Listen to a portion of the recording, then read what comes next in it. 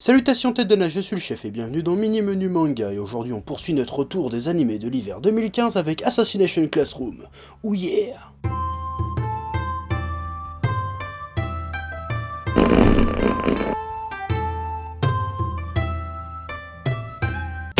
Assassination Classroom est à l'origine un manga de Yusei Matsui, prépublié dans le Weekly Shonen Jump depuis 2012. En France, c'est publié par Kana depuis 2013. Une adaptation en film live pour dans pas longtemps au Japon, et tout récemment une adaptation en série d'animation par le studio Brain Base. Et c'est de ça qu'on va causer aujourd'hui. Mais avant de quoi, qu'est-ce que ça parle donc? Après avoir détruit une grosse partie de la Lune, un étrange monstre plein de tentacules se présente au collège Kunigigaoka.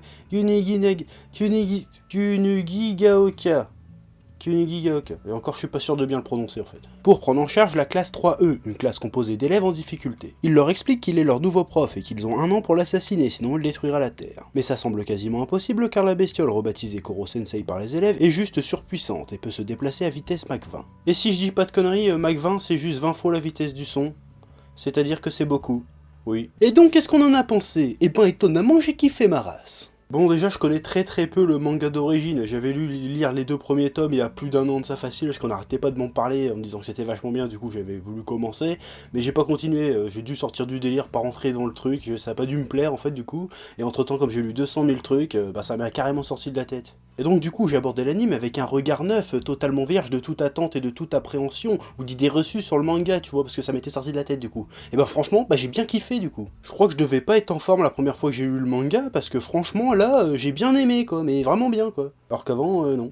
C'est bizarre. C'est vraiment un ovni, une vraie bouffée d'air frais ce truc, et je regrette presque de ne pas m'y être intéressé avant, tu vois. C'est le contre-exemple parfait de Kantai Collection. D'ailleurs si t'as pas vu ma vidéo sur Kantai Collection, tu cliques là. C'est de la merde de toute façon, mais regarde quand même, ça peut être marrant. Là aussi, on a un pitch de départ complètement farfelu, à la limite du complètement débile, mais là, au lieu de se contenter de ça et d'être vide et chiant et con, c'est super inventif, drôle et intelligent. Derrière le côté super cartoonesque, qui est d'ailleurs très réussi, parce que ça fait un bail que je suis pas autant marré devant un animé, on a des personnages très bien écrits, voire fascinants. Rien que le personnage de Koro Sensei, il est juste extraordinaire, ce truc, on dirait un mélange entre Doctor Who, GTO, avec des tentacules et des super pouvoirs, il est trop cool ce mec, je kiffe. Par contre, le héros, j'ai bien mis 10 minutes dans le premier épisode à me demander si c'était un mec ou une fille, parce qu'on dirait qu'il a des couettes, c'est bizarre d'avoir des couettes pour un mec, en plus il a les cheveux bleus, il est tout petit, alors du coup je me demandais, c'est un mec ou une fille, je savais pas, en fait c'est un mec apparemment.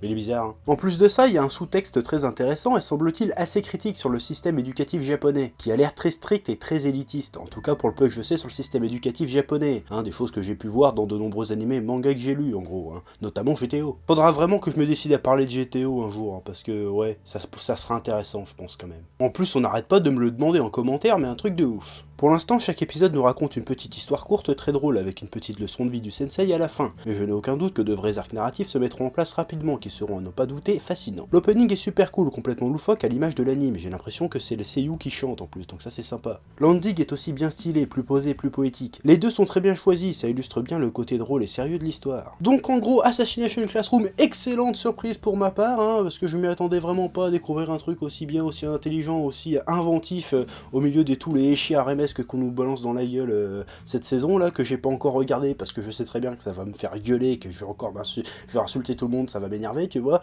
mais là c'est cool, là j'ai quand même réussi à trouver des petits trucs sympas, il en reste encore 2-3 autres, je vais parler de ceux-là avant, on s'énervera en fin de saison.